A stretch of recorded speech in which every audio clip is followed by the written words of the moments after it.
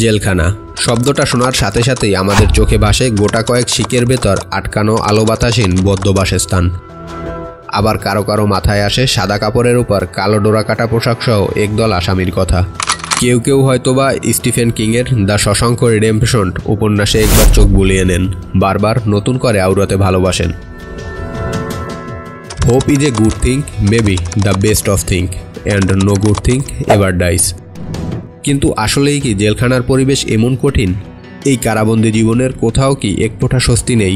এর মধ্যে কি কোনো বৈচিত্র্য নেই?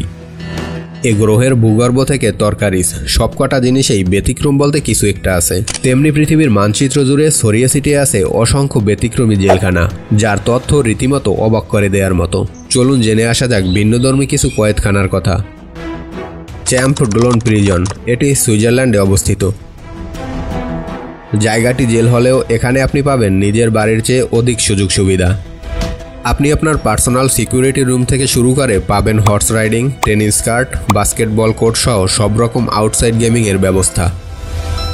আপনি চাইলে বরফের উপর স্কিং করতে পারবেন কিংবা নিজের পছন্দের খাবার বানানোর জন্য মুহূর্তের মধ্যেই হয়ে যেতে পারবেন শেফ। 2011 সালের আগ পর্যন্ত এ জেলখানা ছিল সবচেয়ে ঘনবসতিপূর্ণ জেলের একটি। অল্প পরিসরে অত্যাধিক জনসংখ্যার কারণে নানা সংক্রামক রোগে আক্রান্ত হয়ে থাকত কয়েদিরা। এর কারণে সুইস সরকার 2011 সালে প্রায় $40 মিলিয়ন দিয়ে এই কয়েদখানাকে পরিমার্জিত করে। এরপর থেকেই জায়গাটি আগের তুলনায় বহুগুণ চমকপ্রদ হয়ে উঠেছে। অ্যারানহুয়েস প্রিজন, এটি অবস্থিত স্পেনে। সত্যিকার অর্থে একে জেলখানা বলার থেকে পারিবারিক 5 তারকা হোটেল বলাই বোধহয় ভালো। এটি পৃথিবীর সবচেয়ে ভিন্নধর্মী জেলের একটি, যেখানে 3 বছরের ছোট বাচ্চারা তাদের শাস্তিপ্রাপ্ত বাবা মায়ের সাথে জেলে বসে সময় কাটাতে পারবে। এজন্য শিশুদের জন্য আলাদা করে রয়েছে কিডস প্লেগ্রাউন্ড, আর দেয়াল জুড়ে রয়েছে চোখ ধাঁধানো সব ডিজাইন করা ক্যারেক্টার। এ সকল জিনিস একজন শিশুর বেড়ে ওঠার জন্য বিশেষ ভূমিকা পালন করে। এ বিষয়ে জেল কর্তৃপক্ষের ধারণা এমন যে সন্তানদের সবচেয়ে বড় শিক্ষার মাধ্যম হলো তার নিজ পিতামাতা, তাই তাদের মানসিক বিকাশের সর্বোচ্চটা অর্জনের জন্য বাবা মায়ের সাথে সময় কাটানোর বিকল্প নেই। ঠিক কতটা প্রভাব ফেলেছে এই ধারণাটা একটা সাম্যক ধারণা পেতে পারেন ভিক্টর ম্যানুয়েল লেজানো নামের এক শিশুর থেকে। ছেলেটা প্রতিদিন স্কুলে যায়, ড্রয়িং শেখে, নার্সারি রাইম আওড়ায়, আর এরপর ফেরে এই জেলখানায়। সেটাই তার পৃথিবী। কারণ তার মা একজন খুনের আসামি আর বাবা মাদক ব্যবসায় জড়িত থাকার কারণে শাস্তিপ্রাপ্ত। তবে তাই বলে ভালোবাসা বুঝি বেঁধে রাখা যায়? ভিক্টরের বাবা মায়ের পরিচয় হয় এই জেলের ভেতরেই, বাকিটা তো দেখতেই পাচ্ছেন। বেস্টয় প্রিজন, এটি অবস্থিত নরওয়েতে। জেলখানায় কোন জিনিসটি সবচেয়ে বেশি সূক্ষ্মভাবে পর্যবেক্ষণ করা হয় বলে আপনার ধারণা? নিশ্চয়ই নিরাপত্তা। কিন্তু নরওয়ের এই জেলখানা এর ব্যতিক্রম। এর সুবিশাল অঞ্চল জুড়ে যে নিরাপত্তা ব্যবস্থা রয়েছে তা এতটাই মৃদু যে একে বলা হয় লার্জেস্ট লো সিকিউরিটি প্রিজন। এখানকার কয়েদিদের জন্য ব্যক্তিগত সুবিধা সহ রয়েছে চার্চ, স্কুল কিংবা লাইব্রেরিতে বই পড়ে সময় কাটানোর সুযোগ। এছাড়াও এখানকার কয়েদিরা নিজের পছন্দের খাবার নিজেরা রান্না করে খেতে পারেন। আবার এই কাজের জন্য তাদেরকে প্রতি মাসে $90 করে বেতনও দেওয়া হয়।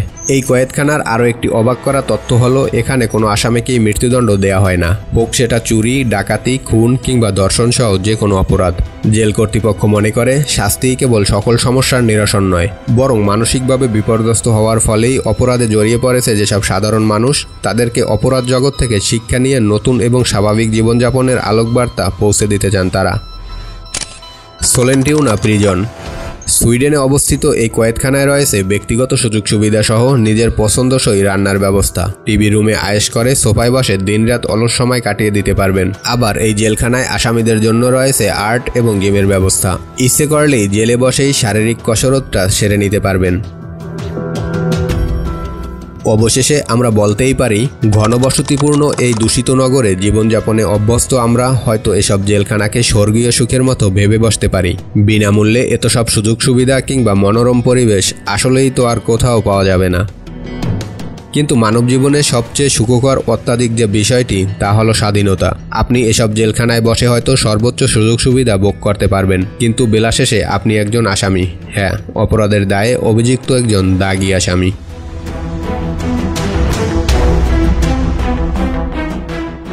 আপনি চাইলেই এখান থেকে বের হয়ে মানব কোলাহলে ডুব দিতে পারবেন না।